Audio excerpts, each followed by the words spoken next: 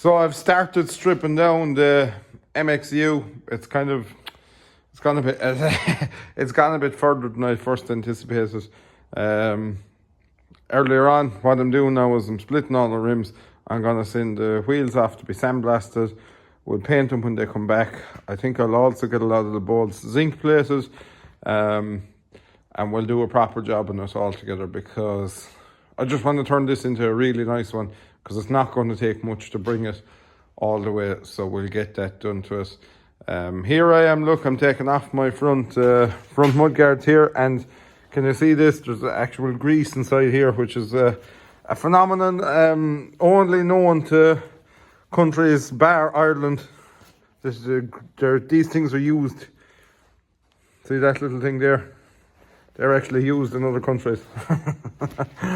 So I'll whip off that. Or it has its original. There's a little rubber cap goes over that and everything. That was there on it originally, so that's still there. I have that just whipped off. I'll whip off the slur clip, rip these bolts in, probably send these to be plated, paint all these bits and pieces, give this node buff up. Front PTO would have been covering a lot of that anyway, so paintwork should be fairly good there. All the paintwork here is pretty good too, just needs a good old clean up, make a job of it. Well, this has escalated into a bit of a bigger job than we first anticipated, but sure, look, if you're going to do it, you may as well put a bit of effort into it. So basically, I've taken off a lot of stuff. What I'm going to do now is we're going to power wash it down. Obviously, I'm going to take out the battery. Yes, you heard me right, I am going power washing in the shade, but we do have a good fall here, so that's just going to run straight out the door. And we'll get it really clean, and then we'll have more of a starting point.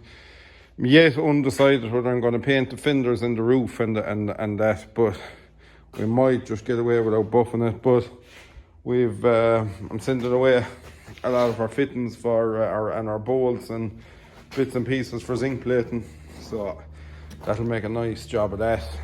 And I can get in at my hydraulic pump now. So these have two pumps, and that one has previously been changed. That's for your lift and hydraulic, and then on this side you have your steering and transmission pump. So we'll get that out and get that changed, and we're getting there. Today I have a good bit of progress made now. There's two of us at it, so we've a good bit of stripping done.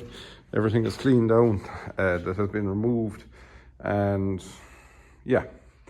So next stop will be just clean the shade here now, get ready for power washing. Then I'll take off my mirror arms and start stripping a bit further. Okay, so we're in the midst of everything. We're out spreading a bit of slurry. What I'm actually doing is moving around slurry. I'm moving it because I'm short a fitting for the splash plate. Today we're splashing. I'm moving it to the lagoon, and the other tanker is spreading it. But our dribble bar is pretty much complete bar. I thought this fitting was the same as what was on the hose, but it's not, it's slightly different. And I need to pipe up the macerator as well and just connect here, which is all straightforward, but everything else is done and she's ready for spreading. But it's a gift now to have fill points at the back of the tank, which we didn't originally have on the Joskin. You could have put one, but it was way up here somewhere, so it was pretty high. But that now is a gift for us. Instead of trying to side fill, which was our only fill point, or use the lazy arm.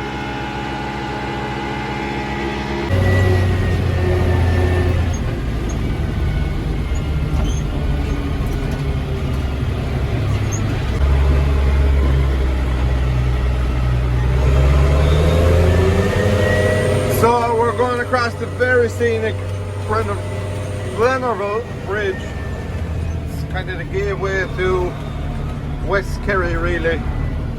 Crossing over the Atlantic Ocean there, and we've been drawing here all day.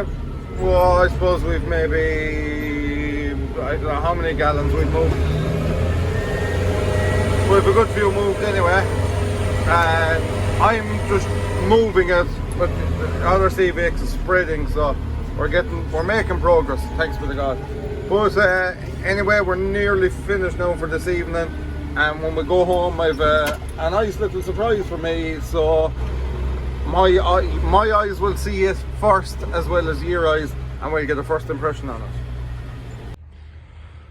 Okay, so I've a lot of stuff sanded down now. I'm not quite finished. Well, say the top of the hub is done here now. That was all chipped to paint, and it just looks rubbish if you paint over chipped paint.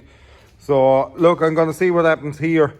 I'm going to give that a bit of a painting, and hopefully, you know, the sanding back marks will get disguised into it. But if not, we'll just take a bit more off of it, which I've done at this side. You know, that'll blend in pretty well, and I must finish off this hub as well. Then I have a small bit of welding to do on our exhaust.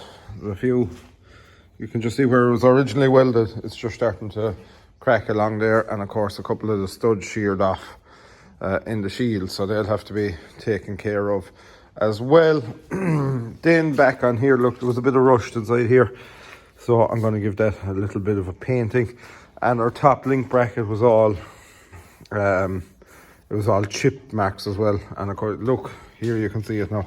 I hate that. When that's painted over, I hate that. So I'll probably end up taking them back. Just the top section I'll do there, like, you know, and you'll be able to blend it in. So that's all of that on her. But yeah, we did wash her, and I'm waiting for the floor to dry out now. So I have the heater turned on. Well, I don't know because of the noise of it, but I had the heater turned on to try and dry out the floor some bit. But with our front crankshaft seal to sort out as well, that's leaking, and I think our PTO seal is leaking as well. So we'll get all of that done. We also have our interior is totally stripped out as well, to give that a good clean down, because it's been on a dairy farm all its life, and we need to put a button on there. And we're going to compound it up and see how it turns out. I'd like to get away without painting the panels, because I just think it's, well, number one, it'd add a pile of cost, and number two, it just doesn't look as good as original paint buffed up, you know. Unless you get a totally professional job done, you'll always know when a thing was painted. So that's kind of where our progress is stopped at the minute. A lot of bolts sent off for zinc plating and all of that, and basically today now just get stuck into a bit more cleaning. But like I said, I have a little surprise to show you. We'll show a little bit of that, and then I think today we're going to publish 2 videos. So this is the build up to it, and later on then today you'll have another video on this item. So one tanker is out working. It's just shifting around a bit of slurry. This one is home, this one isn't out today.